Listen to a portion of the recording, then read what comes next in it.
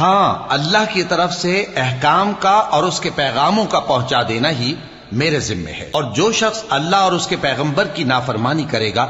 تو ایسوں کے لیے جہنم کی آگ ہے، وہ ہمیشہ ہمیشہ اس میں رہیں گے، یہاں تک کہ جب یہ لوگ وہ دن دیکھ لیں گے جس کا ان سے وعدہ کیا جاتا ہے، تب ان کو معلوم ہو جائے گا کہ مددگار کس کے کمزور ہیں اور شمار کن کا تھوڑا ہے۔ کہہ دو کہ جس دن کا تم سے وعدہ کیا جاتا ہے میں نہیں جانتا کہ وہ عنقریب آنے والا ہے یا میرے پروردگار نے اس کی مدت دراز کر دی ہے۔ وہی غیب کا جاننے والا ہے، سو کسی پر اپنے غیب کو ظاہر نہیں کرتا، ہاں جس پیغمبر کو پسند فرمائے اور اس کو غیب کی باتیں بتا دے تو اس کے آگے اور پیچھے نگہبان مقرر کر دیتا ہے تاکہ معلوم فرمائے کہ انہوں نے اپنے پروردگار کے پیغام پہنچا دیے ہیں، اور یوں تو اس نے ان کی سب چیزوں کا ہر طرف سے احاطہ کر رکھا ہے اور ایک ایک چیز گن رکھی ہے۔